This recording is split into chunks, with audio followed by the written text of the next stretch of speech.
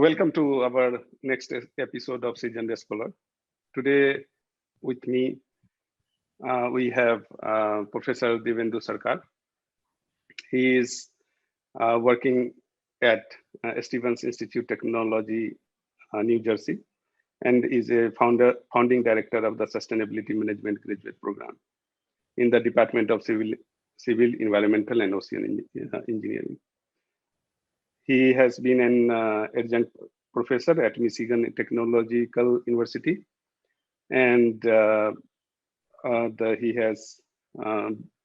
he is the editor-in-chief of several journals, including Current Pollution Report, who has now the impact factor more than 6, and including, other than that, Applied Sciences, MDPI, and others, many Elsevier journals. He has a very prolific the profile, and of course, one Indian soul who is now has established himself in the US very nicely and firmly. It has been, I am definitely going to, we are definitely going to have a new take and new look at perspective of those intellectual minds and academician who studies and then serve and becomes beyond the boundaries. So welcome, Professor. Yeah, absolutely. Thank you. Yeah, you can describe your journey a little bit by yourself. I mean, you can start from even childhood, because that is very important to understand your beginning. Oh, my childhood was pretty much like any other a person's childhood in typical urban setting in India. I was born in Howrah, very near Kolkata, actually, the other side of River Ganges.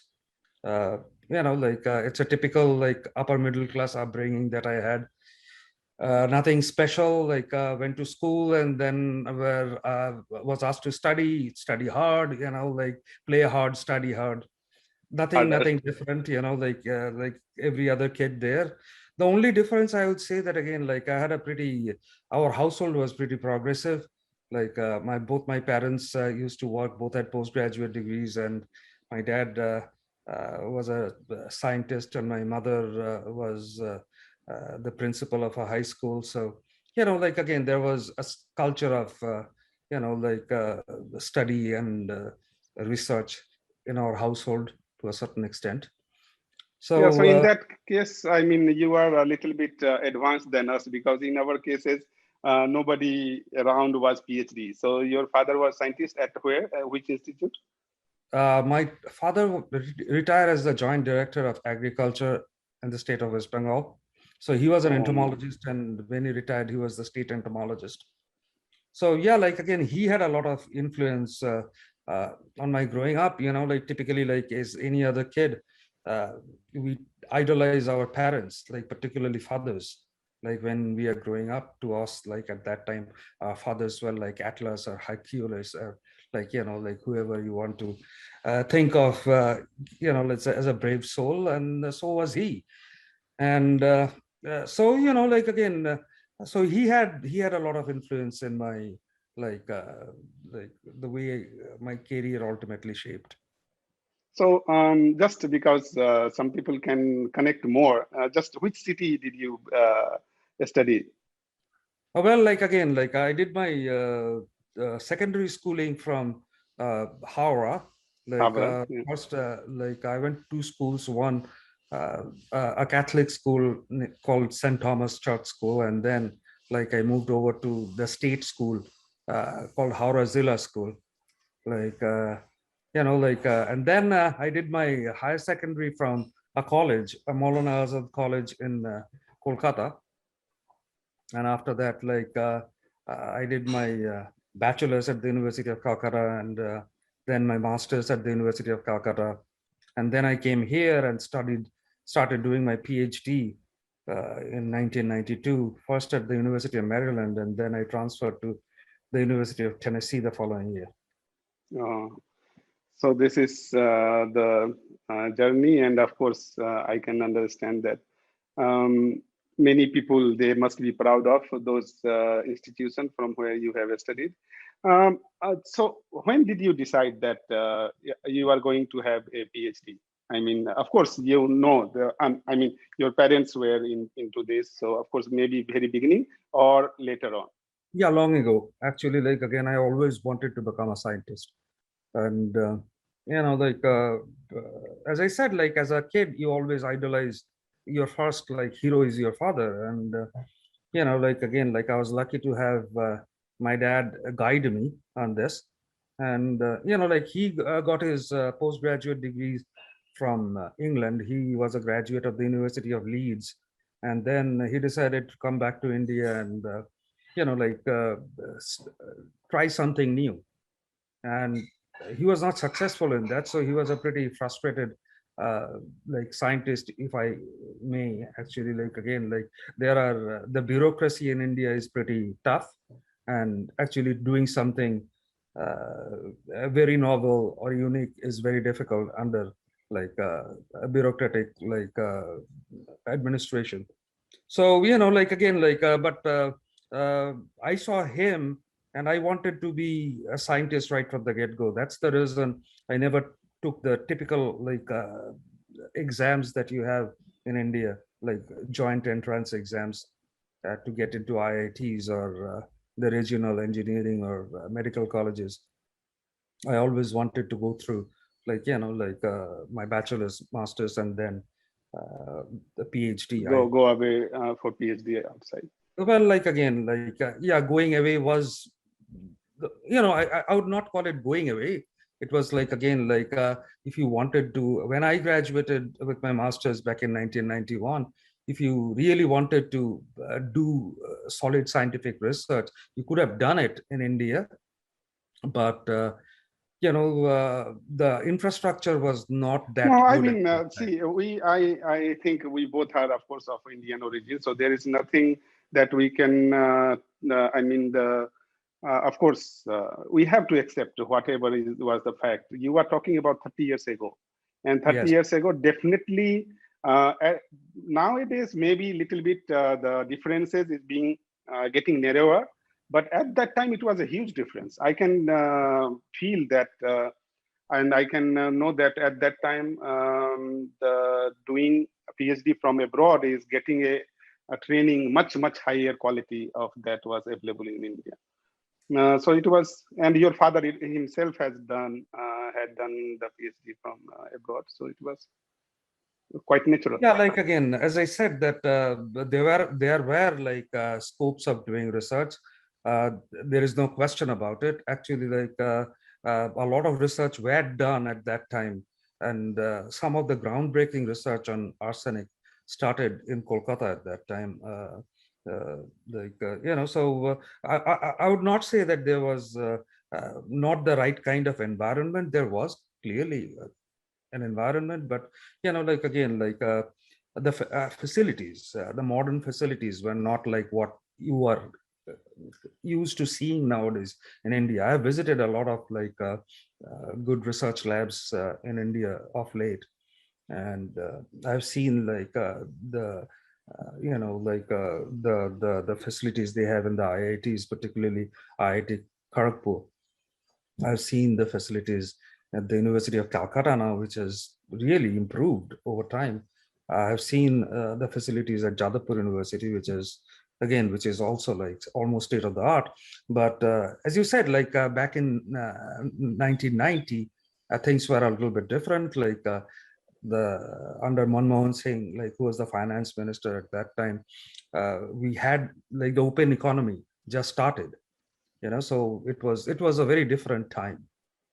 So when I started actually like doing my bachelor's in geology, I was pretty sure that again I'm going to finish with a PhD and ultimately become a professor. So on a lighter note, to be very frank, and of course, this is also a fact that the Bengali communities and also the South Indian community, they has been little bit more advanced in terms of like having a field, having a career in the field of the scientist or PhD or academician. which in Heartland, we are like, oh, he is doing PhD and all. But as far as subject is concerned, I have seen many geologists coming from the Bengal and all that. So has that subject selection has any story? Oh, absolutely. Like Bengal was like the birthplace of geology in India.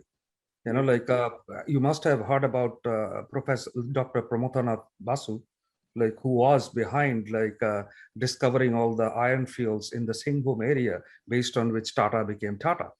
You know, like so he like well, like again, like the first geology department in the country, if I'm not mistaken, was established at the University of Calcutta.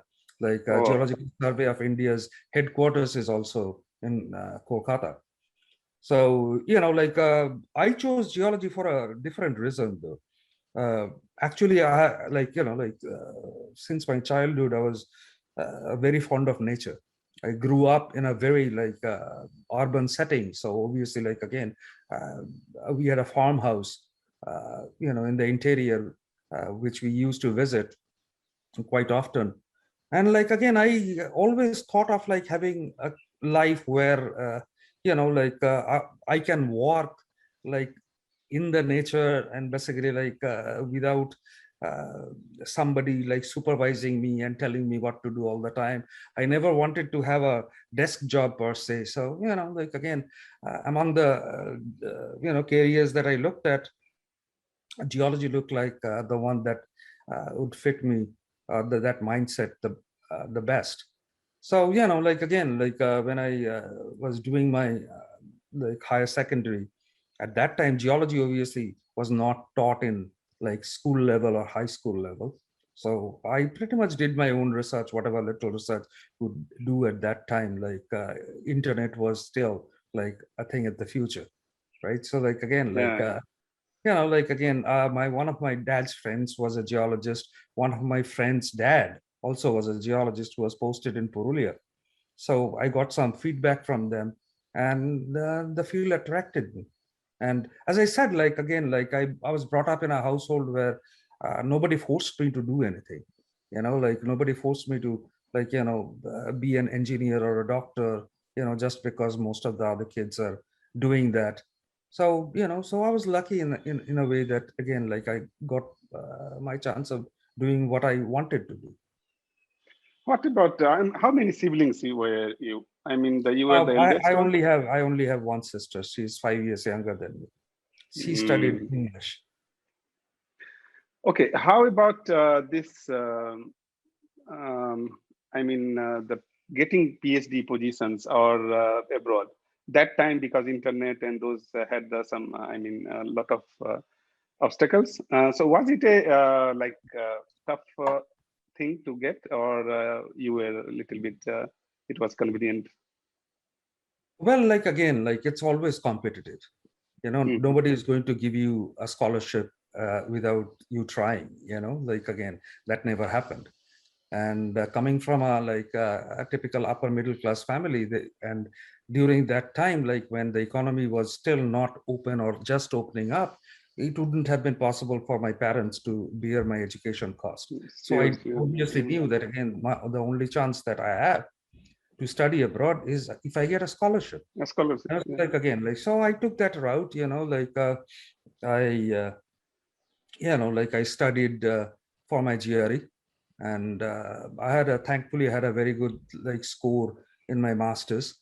And well, like again, and then like a lot of you know, going to USCFI and basically like, you know, preparing myself and getting in contact with all the different professors. That was not easy at that time because, as you know, like there was no internet at that time. Like you just used to write them. You know, some of them, actually most of them were generous enough to actually respond and let me know whether they are interested or not.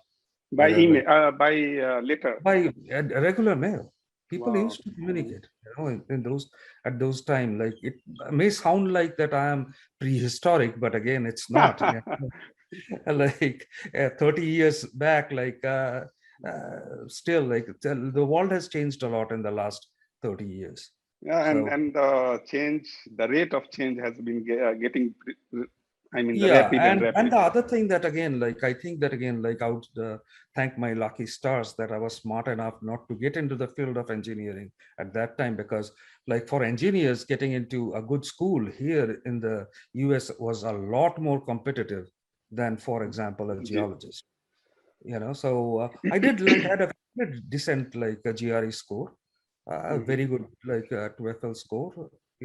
And so like again, like I applied to probably like 6 or 8 places and got admitted in all of them, and like got scholarship from 3. So I picked one that I thought at that time would best fit my needs, and that was the University of Maryland at College Park, and ended up here like the following fall. So, I mean, why did you change from Maryland to? Well, like again, like at Maryland, I wanted to, and that is what I always wanted to do. I wanted to become an exploration geologist.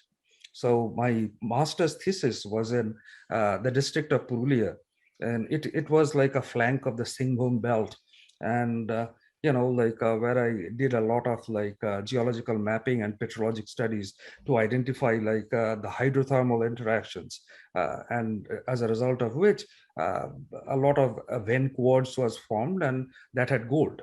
At that time, there was a huge like problem with gold reserves in India.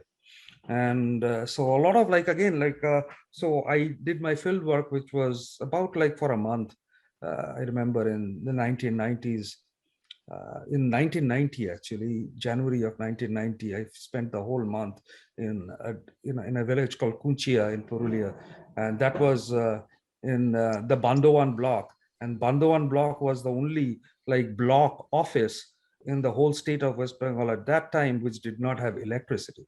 So it was like, again, like it was a very new, unique experience that I had at that time. And as a part of that, like my master's thesis, I looked at like some of the vein quartz which are likely to generate more gold, like, you know, and then like looked at people pan sands at that time in those spaces. So I observed those and then reconnected the panning spots with the gold vein, like, you know, the quartz veins that were likely to, you know, like be like productive down the road. So keeping that in mind, I came to the US like thinking that I will become an exploration geologist and exploration geochemist. And after coming to the US and joining the University of Maryland, I quickly found out that the mineral industry is dying. At that time, like again, like there was a sharp decline because US had a huge reserve and they were not investing on exploration that much other than obviously oil and gas. And also, and that was the year 1992 when Clinton and Gore came to power, and it was almost like a floodgate opened, because under like Papa Bush and Ronald Reagan, you know, like they stopped like all kinds of environmental work. You know, like again, they were, I will not say anti-environment, but environment was clearly not one of their priorities. But that was drastically different from like the views of President Clinton and Vice President Gore. You know, like again, as you know, yeah, Gore. Vice President Gore, like again, like has done a lot for climate change, and like again, like I found out that again, like if I stuck to the exploration geology thing, you know, like my future prospects of getting a job would go down drastically in the US. Okay. And like my PhD advisor at that time like told me to actually work on a copper nickel zinc deposit. If I remember it correctly, it was in Finland.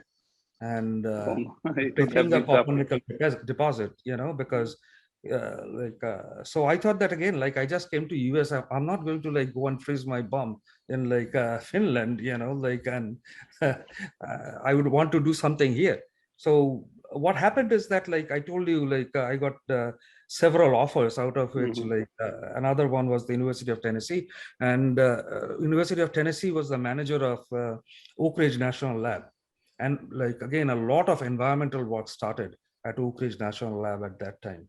And so I contacted the person like at the University of Tennessee who offered me the position and said like, well, sir, like this is the situation here. I'm in Maryland and I wanted to work in the mineral industry, but the mineral industry is dying. So, like I still want to be a geochemist, but again, like, can I become an environmental geochemist now, instead of becoming an exploration geochemist? So he said, yeah, like again, like come over, like, in Oak Ridge, there is a lot of problem with mercury, because in Oak Ridge, like National Lab, they started the atom bomb project. So they basically used a lot of mercury, and they at that time they didn't know what to do with it, so they just dumped it, like, and that contaminated like a pretty robust size hamlet, and the whole area was like again like sealed off pretty much.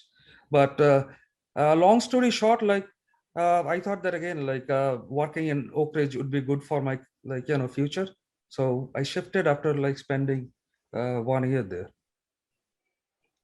So I mean, it is very nice because of course, somehow I am also a kind of environmental geochemistry chemist, and in that case, and being a hydrogeochemist or environmental geochemist is that we can understand several problems, and that is how we can work on soil, water, and so and so forth.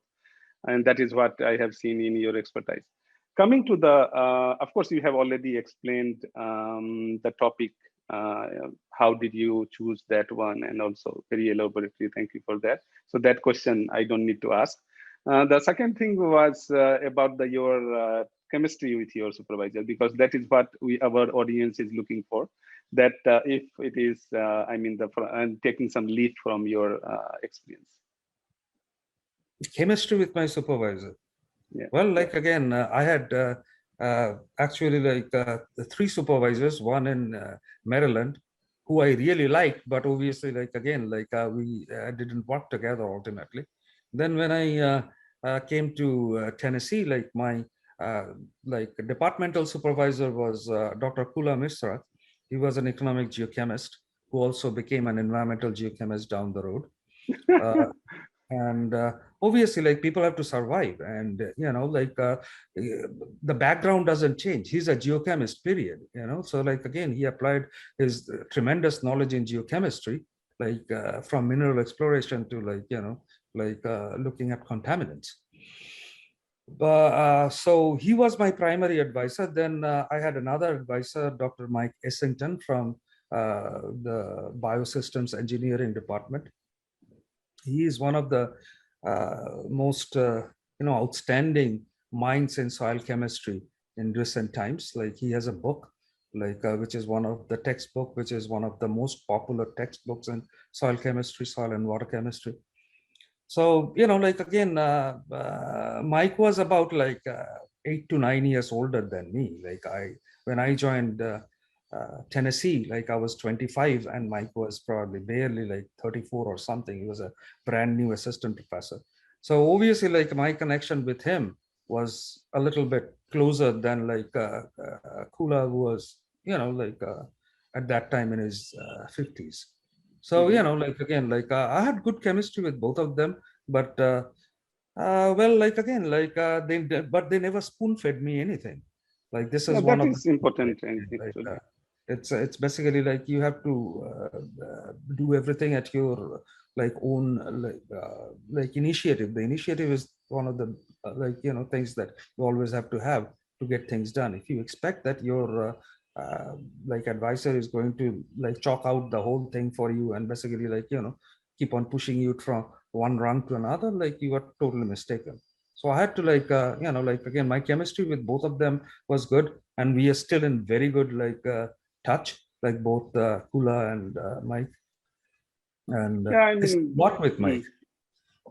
So this is very much important because not only two sides, that while you were working and then having a good chemistry.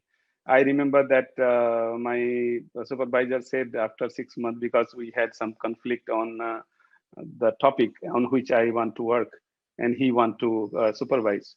So in that case, he said that please go to the different professor in the same institute. But I said, no, no, no. I have developed some relationship or some chemistry with you. It is rather I would work a common ground for the subject. And keeping relationship after graduating is like, the real referee they become for us. They know us from inside out, and that is very much important. And I think that is the general case. I hardly hear that people get having a fallout with their supervisor.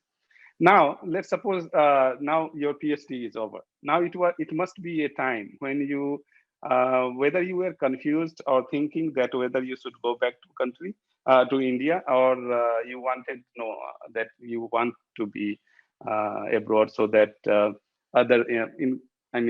so that what your father has witnessed, you don't need to face that.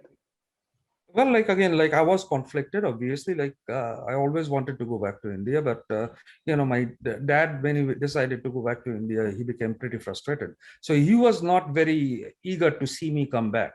Still, like again, like I applied to a couple of places. I applied to IIT Kharagpur, and I applied to Jawaharlal Nehru University, where my wife was studying at. Like again, she graduated actually by that time.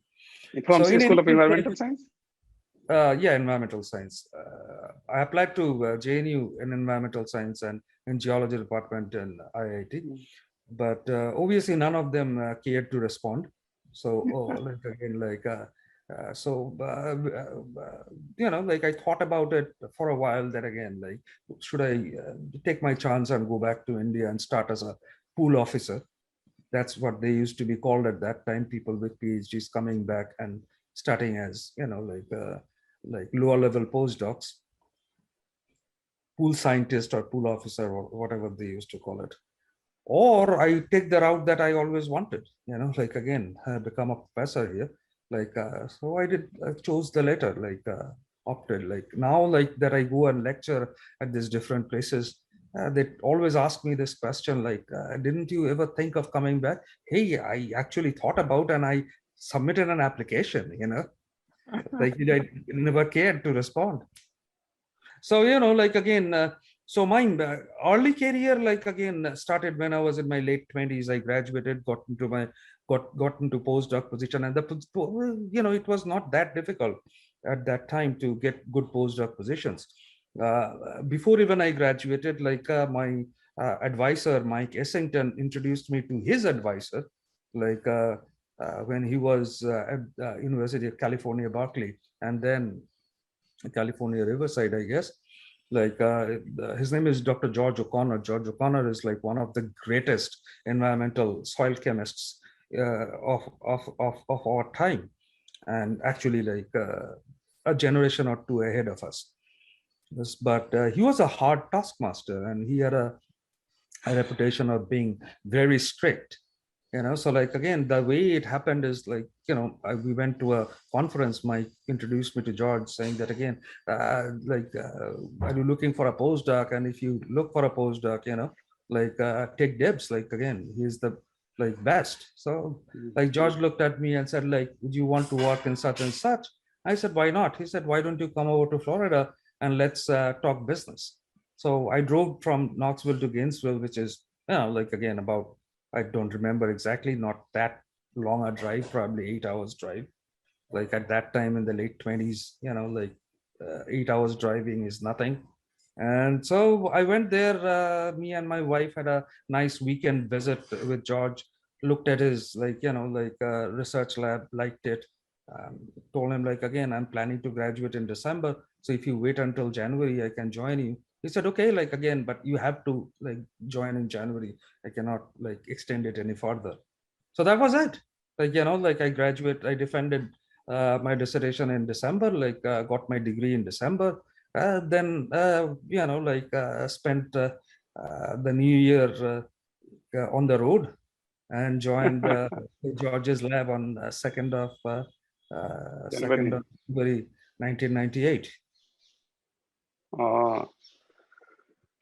So it is really nice, but that the story, and it you have given like movie, I could see that, okay, the driving on the road and becoming big afterwards. What about, I mean, so you said that you never thought, I mean, the after PA postdoc there, you got, you applied and you got the faculty position. And obviously, faculty position is, after getting that, probably we don't think to change institute because we establish lab and all. So any lucrative offer come across or any time like, okay, especially when child, you got a child that, okay, now we can go to India or something like that? I never thought it that way, that again, we are not going to move. I actually have moved a lot compared like to any other like typical academic people. Like, as you said, academic people tend to grow roots. So it takes a long time to develop your own lab and your own group. And then you think that again, yeah, whatever it is, like it's good, I'm fine, you know, why move? So I have not done anything. Like, again, I did not believe in that philosophy. I always thought that again, you know, like the other side is always greener, and basically I'm always after challenge. So I wanted to like again challenge myself and basically do something new. I don't know, like again, like if you looked at my CV or not, like the thing is that you know, like I'm not your typical like research professor. Like I've done a lot of other things as well, particularly in the area of program building. So I wanted to like, again, those are different kinds of challenges. See, like, again, I became an associate professor and got my tenure in 3 years. People typically take 6. So like, again, like, so at that time, like, again, I thought, okay, that's fine. You know, like, again, like I need something more. And then I became a full professor in 7 years. All right, then what do you have left? All right, so like, again, you have already reached the so-called ceiling, you know, like, again, there is nothing after that if you just want to be a professor, right? So, and by that time I was not even 40. So like, again, like as you said, like I still had a lot more energy at that time. So I moved like to another place and basically started created a first PhD program in a state school in New Jersey, which was like trying to become, which was a teaching school, which was trying to become a research university, you know, because well, like, again, in that voyage, I was the first pilgrim, so to speak, who was given the opportunity of building up the research enterprise through, like, you know, solid PhD programs. So I developed a PhD program in environmental science and management. That was the very first PhD program of that particular college. And then, like, after 6 years, like, the college became a research 3 university. And now it is a research 2 university, you know. So like, again, like when it became a research 3 university, I thought, hey, well, like, again, my job is done. Tenure never meant anything to me, you know, like, again. And then again, you moved from there? Yeah, I moved from there to Stevens, which is a much more reputed research university and a much smaller school and a private university. This is my first private university in my life. You know, I always went to public school. So I wanted to taste something different. So it's always about, like, again, like how much you want to push yourself and what you actually want in your life. But again, like see, like from originally I was not a sustainability scientist per se, but again, like I developed a knack for sustainability. I learned more. I self-taught myself, and basically, like, again, the more I learned, the more I liked the topic. And then, like when you know, like, after like establishing the environmental science and management PhD program at Montclair, like I thought that, again, like let me look at what other schools are doing in terms of sustainability. And I found out that they were not doing anything. You know, it was diddly squat, you know, like, again, so I thought that, again, one day I was talking to a guy who happened to be the provost of Stevens in one of the smaller conferences. And I told him, I asked him, like, again, what's going on in terms of sustainability there? You guys are a typical engineering school. Engineers are trained to develop, but again, they are not trained to actually, like, you know, take care of all the crap they leave behind in the process of development, you know. So what are you doing there? He said, well, like, again, we are best, you know, like, truth be told, like, we are not doing much because we do not even have a sustainability degree program. So I thought that again, that's not like right, like you should. This is next generation of citizens that you're training. And as we know, like again, climate change is a very real thing. Like if we do not train them, like how to develop sustainably, like again, what are we doing actually doing? We are all doomed. So lo and behold, like again, like he goes back to his place, I come back to my place. And then after a couple of weeks, he calls me and said, hey, like again, like if I create a position, would you be interested in joining? So then I thought that again, what the heck, let's discuss. And then like again, like obviously it's always give and take, do this, do that, don't do this, don't do that. But again, I thought that at that time, and it was also in New Jersey, a little further from my house than was Montclair. As you know, like we were communicating earlier today, like when I was like still at school, it took me about 45 minutes to drive back. So it's about like 17 miles from my house, whereas Montclair was 7 miles. So, like again, like I just looked at like, well, 7 miles versus 17 miles. At the same time, a possibility of creating something very new and like creating a real difference, because the legacy that I'm going to create here, it's going to last. But I want to understand that two things. One is that how much money played the role, if in that offers, like previously, how much you were getting, and that is there money something that is going has played that role in decisive role. Second is that when you become administrator, sort of like creator of programs and something, and you have been playing other administration role. So how you advise our audience to deal with administration when they got the administration job responsibility? What are the things they should keep in mind? Well, number one, regarding money is never a motivation.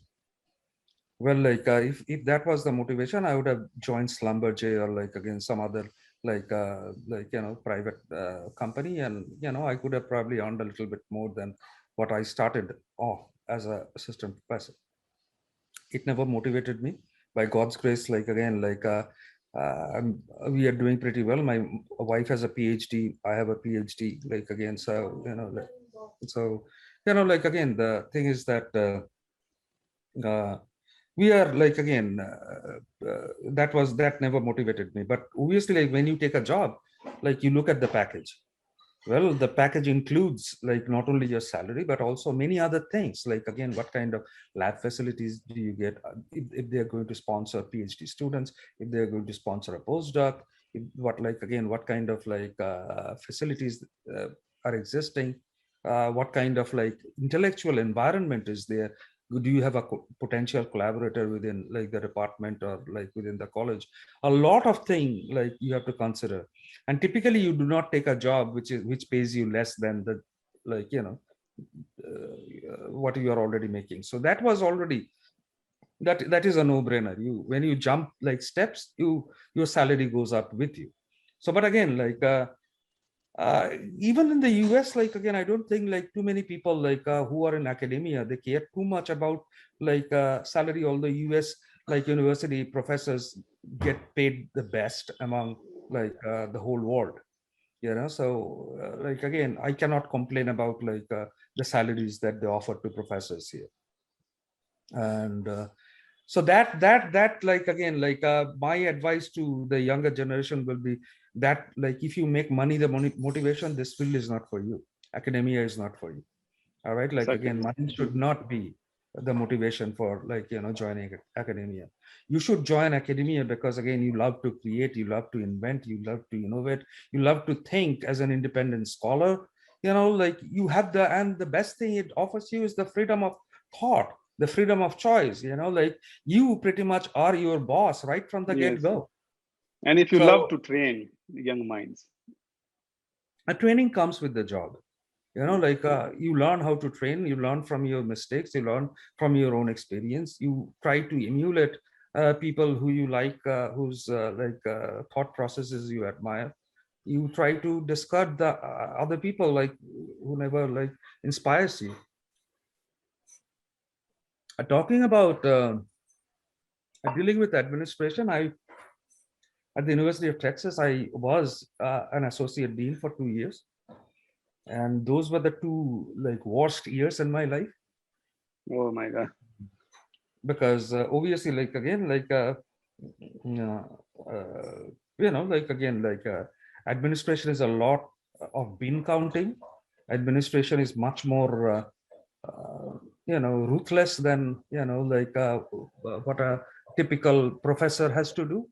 They have to make very difficult choices, and they have to, like again, like play politics, which I did not like to me, like being straight, like in my thought process, like speaking your mind was always like one of the major things.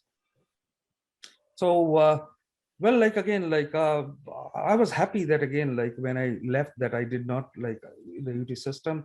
I did not have to do the job like of a like associate dean again. But creating programs, program administration is very different from faculty administration. All right, program, you deal with students.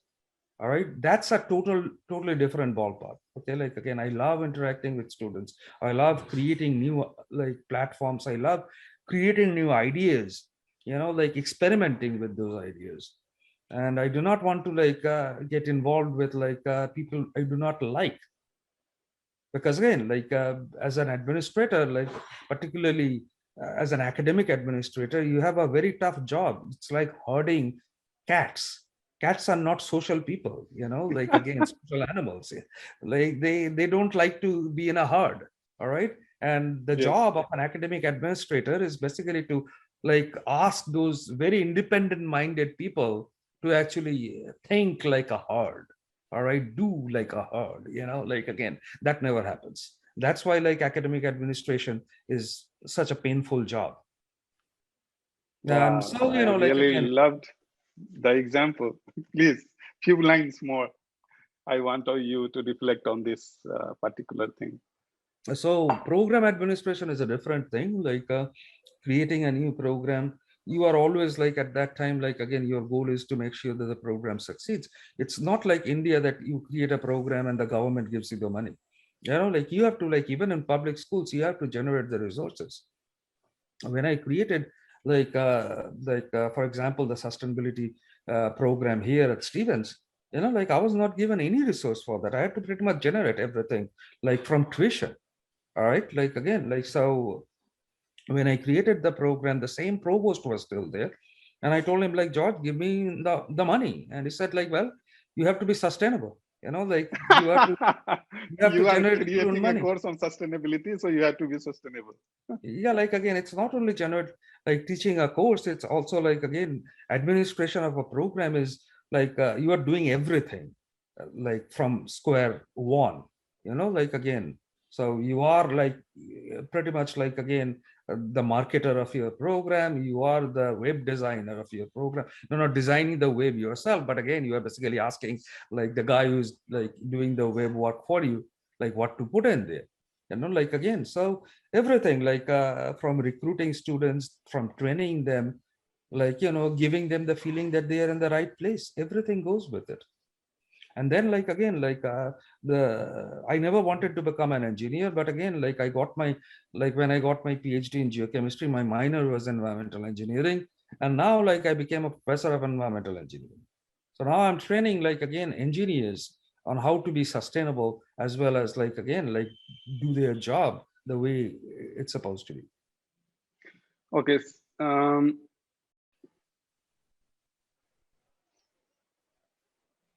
in as associate dean, of course, you said you have briefly reflected. I would not ask you to explain. I mean, describe more, but how to avoid those things. I mean, how to avoid. Like I was taking this under this program, talking to Damia Barcelo. So he said that one should not take administrative job before 50 or something like that. So such kind of, do you have any advice? And I mean, how to avoid those things? No, like again, not see, not everything is everybody's cup of tea, and in my opinion, that has got nothing to do with age. Like again, like either you are cut out for that kind of a job if you like to wear a tie and a suit every day and basically polish your boots, that's fine. Like you go and sit on a chair and do meetings like every day, and basically try to help other people do their jobs. Well, again, the thing is that I didn't feel that the job should be restricted to maintaining the status quo. I wanted to do something different, and in many cases, administration is not the place to create changes. All right, it's basically to maintain the status quo, and you are expected to say a lot of things and not do much. So, again, that is my take on it. That doesn't mean that, again, everybody experiences the same thing. Like some people get an opportunity to do something really changing that can change things, they can bring real change. And some people, some places do not offer you that opportunity, particularly in public schools, large public schools, like with 30,000 students. Creating change is very difficult to do. So maybe in private, they want change, so they ask you to do the changes. And in public, of course, it's like keeping everybody sane. Well, again, see, there are different ways of doing things. And at the administration, as an associate dean is the lowest rung of administration. You are the lowest dog, so you basically are the dog of the dean, and the dean basically calls the shot, you do it. Again, so whenever something good happens, the dean takes the credit. Whenever something bad happens, the dean passes it to you. So this, again, unfortunately, that was my experience. So again, I did not like it because I'm a very straight, forward kind of a person. I speak my mind and have a very strong personality, which can come across as not well suited for a junior associate dean. As I said, associate dean is the junior most position in upper administration. So, well, again, that was my thing. Maybe age has something to do with it. I don't know. But I still do not want to get into an academic administrative position. I like my independence. I like my freedom. I like going to school whenever I want to, and not be bogged down with 300 meetings every week. Okay, I mean, this is really good advice, because here we try to get something newer that has not been talked in previous episodes, because this is, I think, you are, so now I am going to, I mean, let's close this, your academic career and also the administrative part, and then we will move on journal publication and writing projects. And after that, there will be a little bit about you as a person, and we will close it. I want 3 points comment. One is that along the, when we are talking about a specific topic, like you wanted to become exploratory and all that. So there, what could be the final line about selecting PhD topic, doing PhD topic, and like that. The second thing that in job, of course, you have said that creation is more important, and for you, and it can be the other satisfying, and moving or the places is not bad if unless until it is challenging, and challenges sometimes excite people or encourages people. So whether you would like to advise them to take the challenge or do so. Third is that, of course, maybe it is better to begin with middle level administrator, not the junior most, or the creating programs. What kind of things people can keep in mind if somebody wants to start some programs. So that will be the sum up on this. Yeah. So first of all, one size doesn't fit all. That what didn't work for me or didn't work for me, it doesn't mean that it will not work for somebody else. In terms of administration, you cannot start on the top. That never happens. You have to learn on the job. So you have to start as a junior level administrator, not a middle level administrator. You have to start as a department chair, then you become a dean or an associate dean, and then become a dean, then become a provost, then become a president. So that's typically how the academic administration progresses. So as far as understanding, as a PhD student, your primary goal would be to work on a topic that inspires you, excites you. And then like you also have to look for like other things like as happened in my case, like I had to change my topic because of the market. So you have to keep an eye out for what the market demands. If you are like again working on a topic that the market is not like where the market is soft, you absolutely can keep on working on it if you are inspired by it, if you are excited by it. But again, keep in mind that again that you have a rough road for like in front of you, and don't expect miracles to happen and things to change overnight. So you have to get ready for the struggle that awaits you. All right, so that is that like again that is like a smart choice of career, so but again, like bottom line is don't work on something that doesn't inspire you. Don't work on something because somebody else asks you to do that, particularly your advisor, because it's your life, not your advisor's life. So I do not like my students to work exactly on my projects. I ask them to like, they are supported by my project, but that is a part of their job. But again, like their dissertation should have something very different and unique that reflects who they are, not who I am. Like again, Certainly. That is, like you cannot be like a shadow of your advisor. You have to create your own niche. You have to create your own like identity. yeah. So see, my question has really has brought up some of the good and great answer from you. Now moving to this editorial and publication aspect, I first of all congratulations because it was a twice the jump, and now it is 6 impact factor, and which you are the captain of the ship.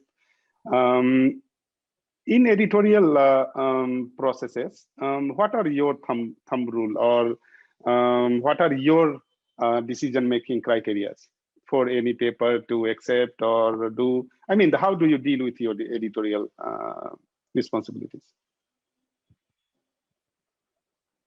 Well, like again, I am associated with several journals, so I do not know. Like again, and different journals have different scopes.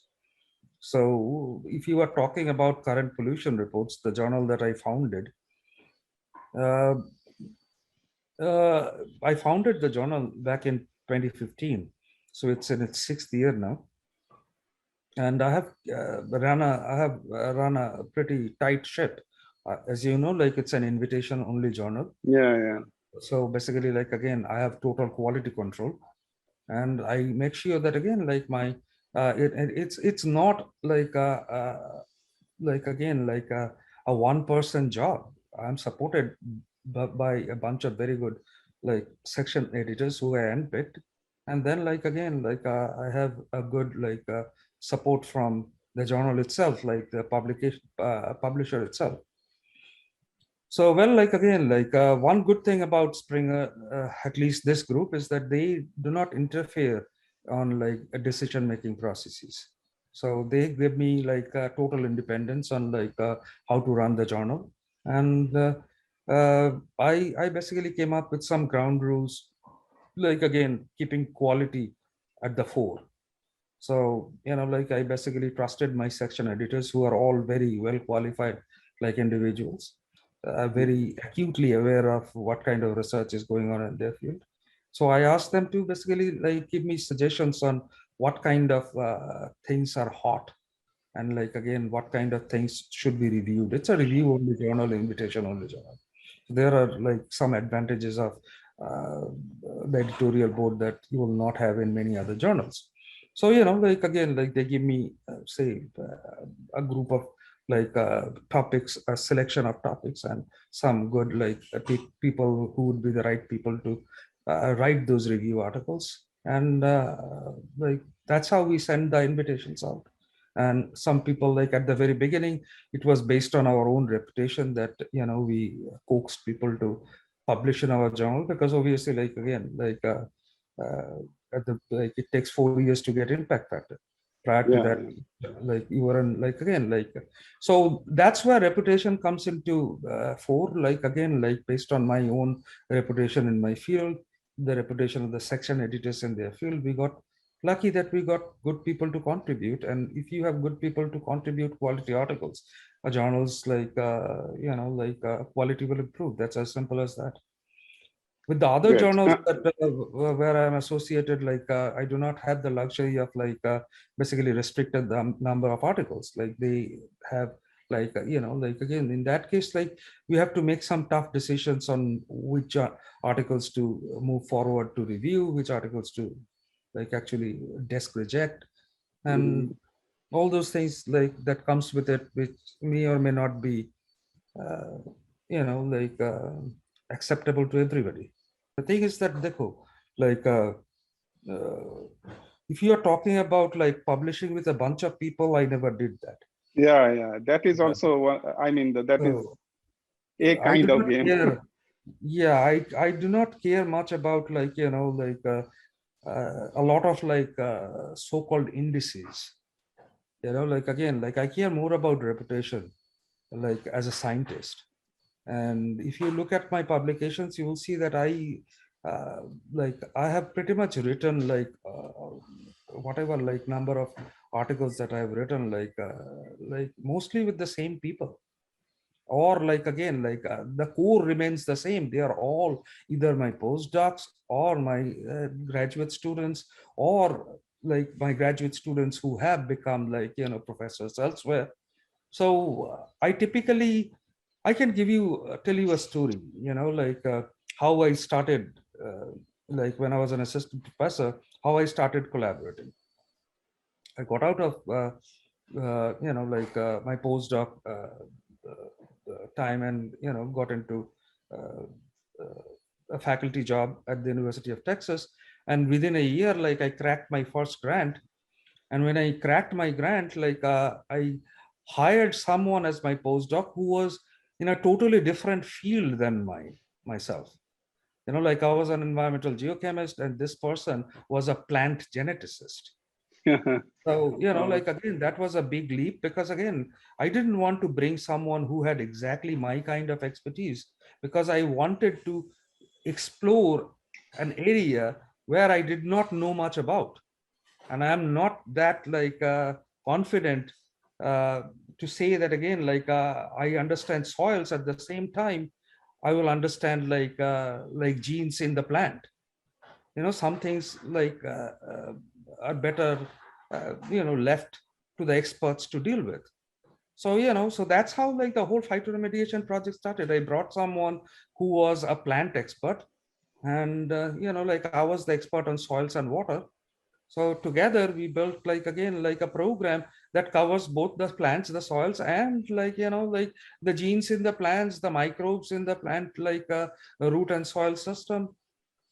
So this is how I collaborate. I do not typically collaborate with people with the same kind of expertise as myself. In that case, I do not have much to contribute. Like you are known by people who read your paper. Like Certainly. so you have to carve your own niche. Like again, you have to know what your limitations are. Like so I think like this is what we are like referring to when you said what we Yeah, conversed about. And certainly. And I think I have seen many reputed professors who cannot be measured based on H index or I10. In fact, I should not say, but it may be other way around. The numbers and a little bit, but anyway, indices well, have their own like use. again, see, like the number game is a different thing. You have to understand that again, like regardless of whether I played the number games or not, I have a good number. All right, because of pretty much this, like again, that I have been active in the field for 20 years. It's the longevity. All right, I started publishing when I was less than 30. Now I'm 53 years old. So I have been like doing this for the last 23 years. And if you are doing a decent job in it, the numbers pile up. But that doesn't mean that I have to like collaborate with 200 different people and like actually come up with a publication with a minimum of 10 or 12 authors just to increase the number. That should not be the goal for anyone. Yeah, and sometimes it is painful actually. Anyway, so let's close on that, because of course we are already reaching 90 minutes. Now I am moving towards Dibs or Dibyendu or somebody just an individual. One thing I noted that you are really a family man, you love your child. How did you manage your academic responsibilities and ambition with child at least raising? Because that is, of course, your wife is highly capable. She must be helping you, but still. It is like again, family and profession are two different things. Well, we got married when I was 25, my wife was 23, and we were both like kids, like both joined graduate school at that time, we had no responsibilities. And then when we had our child, our son, like I was 37, she was 34 and a half. So, well, like again, that shows that again, we didn't take that responsibility lightly. We actually like both of us had our own career, and we built the career, became stable, and then decided to start a family. So by God's grace, like again, it all worked out. So far, it has worked out. And obviously, like again, and childhood changes you a lot, because well, like at before the child was born, I was a pretty I was a smoker, and basically well, like again, when the child is born, like you automatically have certain responsibilities, because you have created life and brought a life to earth. Like you have to take care of that person as much as you can. So I quit smoking almost overnight after Wow. my son was born. So again, that is I just give it as an example that again, you have to make your own choice. You have to look at what is more important in your life. As I said, that again, in my professional career, I have gotten quite a few awards. I'm a fellow of Soil Science Society of America. I'm a fellow of Geological Society of America. So again, I had to work hard for that. But that again, out of all the awards and rewards that I got, the best award is my son. Again, that is what it is. Family comes first. It doesn't matter again who you are. Ultimately, you are who you are, and who you are, who cares about you, and who you care for. Ultimately, one day when we all leave, you'd like to be surrounded by people that you love, and these are not people that you actually write papers with. These are people. Actually, I was, of course, today morning, this 7 a.m., I had this appointment with you, and I slept, and I was going through some dreams of you and your family. You are playing. Of course, I have seen those a little bit on Facebook and those pictures, but it turned out the same. The strongly that you have talked, the quitting smoking overnight is a tremendous thing. I know it must be 10 years old habit or something. So this is, and that's what in Japan also you were constantly almost told. Again, I had Gino when I was 37, 16 years ago, and I started smoking when I was 18. So it was a long habit that I had to quit. Almost 20 years. Yeah. What happened is that he was 4 or 5 days, and he was constantly crying, and we couldn't figure out why. So we took him to the pediatrician, and she basically said that again, he has some kind of an allergy, and that allergy can be again from the residual smoke in your body, because although I was not smoking indoors, the phosphorus sticks to your clothing, and most likely he was allergic to it. So I felt very, very guilty, again, that what am I doing? I just created a life. And basically, if I am the source of discomfort to this little baby, so I basically quit smoking. And to quit smoking, actually I had to quit coffee, because that was the main trigger. All right. So I quit both coffee and smoking pretty much at the same time. And after a few years, I went back to coffee, because at that time, smoke started giving me headaches. So I was totally away from that. I killed that habit. But now I can drink coffee without the craving to smoke, right? it ultimately happened that the little boy had like, like allergy to lactose, not to Oh, like but it smoke, was but good again, miscalculation or yeah, but misinterpretation. again, like that was a good habit to get rid of. Okay, so now it is last 5 minutes or so. You have to be very rapid. You don't have to think about your three major strengths. 3 major strengths. Hmm. Okay, like I'm very focused. That's probably number one. Number two is uh, I think that I'm pretty strategic, Great. and number three is like my personality. I'm very straight. You see what you see is what you get. So you do not like there is no enigma about it. Second, something you are not good at. Lots, many things like that I'm not good at. Like one of the things that if you like ask me, like I'm not good at like politics. Like again, I'm not a political animal. Like again, like If you are straight, you cannot be.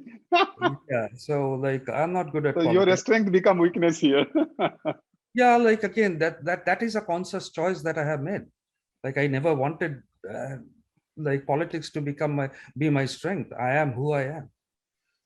Yeah, that is one thing that I have observed is you are very, you have accepted yourself in every way. And that is what is giving me a strength and a new finding for me. Now it is about your most favorite. So your most favorite food. As a Bengali, like it has to be sweets, Bengali sweets, Sandesh? like Rasgulla and Rabri and all that stuff. So not Ilis. Ilishmach is like again, obviously, Ilishmach is obviously like again, like very favorite of mine. Absolutely. Like again, like Bengalis are typically like, they love their food. No, So, but I and thought over the years you might have developed something else. no, not really. Like again, like you cannot be who like they say that like again, like you can get somebody out of the ghetto, but you cannot get the ghetto out of them, right? It's the same thing. You can get somebody out of Bengal, but again, you cannot get Bengal out of them. I am who I am. I am the son of the soil. I really loved these one-liners. Your favorite drink? Well, I'm drinking right now. Okay. Red, Your red wine, red wine I like. And, like among others, like, well, uh, like a coffee is a good way. what about your favorite possession? My favorite possession is always my family. Very unique answer. I can tell you. There is nothing unique about it. Like, No. again, what I do by was possession? thinking Like, that possession is something material noun, but no, like you are again, right. see, one thing that you have to realize, like in a geologic scale, we are not even a dot. All right. Certainly, I Like agree again, fully. what is like again our life, like again lifespan is what, like 70-80 years. What is that compared to 4.3 billion years, right? So how much of material like things can you possess in 80 years compared to like when you normalize it to like 4.3 billion? So you like again, like when you leave the earth, you want to be, as I said earlier, like again, you want to be surrounded by people who you love. So like again, those love is the greatest possession of all. I mean, this is very geologic, still emotional answer. Thank you very much. Your favorite book? My favorite book. So many of them actually. Like again, what can I say? Like too many. Like Okay. uh, I just cannot like point out one single book that stands out. Nah, too many of them. What about any favorite author? Oh yeah, absolutely. Like among the favorite authors, I have quite a few. Rabindranath Tagore is obviously one of them. Like any Bengali, if they don't like Rabindranath, again, I think they are not like true Bengali. Among the contemporary authors, Albert Camus, comes to mind, who I'm a big fan of. Franz Kafka is another one. Again, among the contemporary authors, I like Khaled Hosseini. I like Jhumpa Lahiri. Uh, like uh, he's not a writer of fiction, but for non-fiction, I'm a big fan of Shashi Tharoor. So again, there are quite a few authors that I like. And among the mystery genre, I'm a big fan of mysteries. So again, Hercule Poirot, Agatha Christie was my most favorite. Then comes Arthur Conan Doyle, and then comes Satyajit Ray. What about the favorite actors, both female and male? Oh, again, lots of them. Lots. You are a movie buff? Oh yeah, I'm not a movie buff, but I love movies. Good movies, absolutely. Among the the actors that I really adore, among the Bengali actors, Soumitra Chatterjee is my extremely favorite. Then Nasiruddin Shah is tremendously favorite. Then among the English actors, Marlon Brando is one of my hot favorites. Tom Hanks is another extremely favorite. Again, among the female actors, Meryl Streep, extremely I really love Meryl Streep, and Julianne Moore, another person who's films I really like to see. These are and what about an Indian actress? Indian actors, the first, as I said, again, Nasiruddin Shah is extremely favorite of mine. Then Om Puri was also extremely favorite. I am asking a female.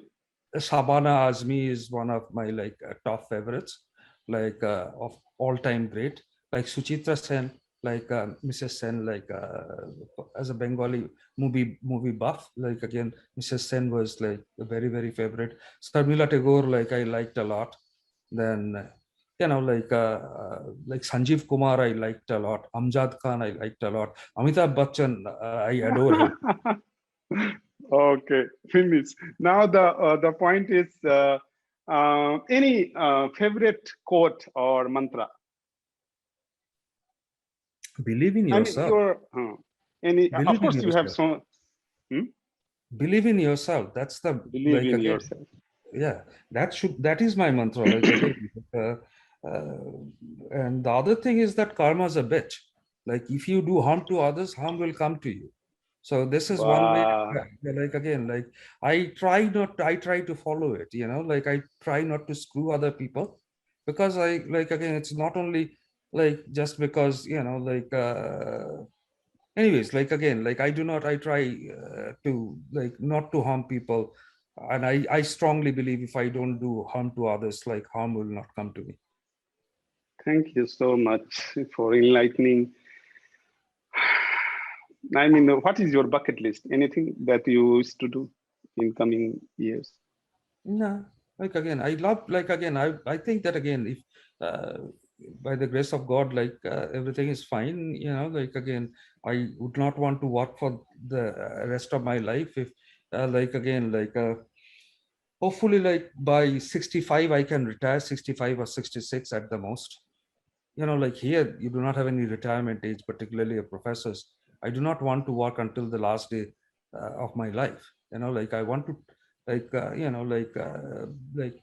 get out of it when I'm still at the top of the game, and then take like, travel to like some obscure places and where people typically don't travel, those kind of areas, like again, like, and have a quiet life with my, like, wife, and my So son will not have a. like other, to be very, very honest, I am really, really, really become angry when I see those expired, I should not say expired, but of course the retired professor who don't die. I mean, until 80 years, they keep on in some, they fight election. I please, I don't know that, because the retirement concept is nothing for them then. Well, like again, when you feel like, like, do you have Netflix? Yeah, yeah, yeah. Okay, if you have Netflix, then like watch this series called The Chair. The It just, chair. The Chair. Yeah, it's Yeah. about like the chair of an English department in an Ivy League college. Okay. Okay, so you will see the same thing. Like again, people should ideally quit when they're at the top of the game, but very few people, like again, realize when they have like slipped from that top position. That's the reason some people, cannot retire from cricket when they are still the best. Like again, it's the same thing. Like I like people like Dhoni, who basically say, Yeah, okay, yeah, yeah, today, yeah. like again, I am at the top of my game. I just do not want to, like again, like continue if I don't think that again I can contribute to the best of my abilities, because I do not have my mind anymore in my game.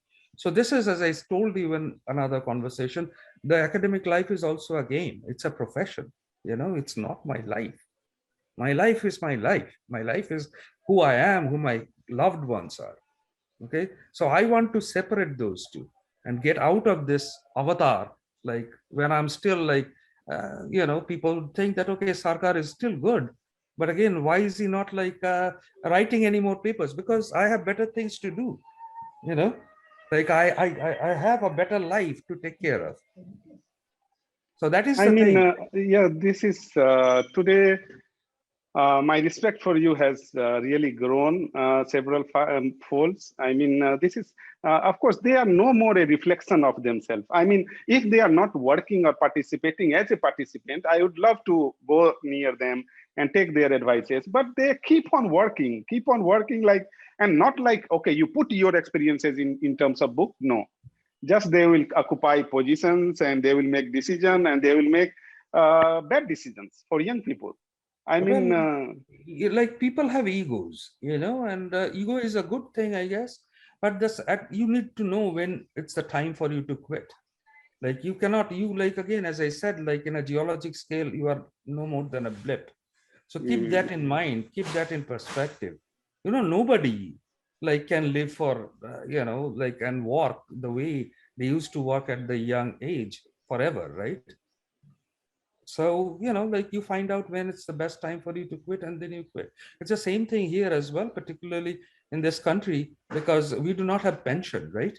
So, like you have like 401k or 403b, which is very much like the provident fund that our parents used to get. So everything is in the stock market, right?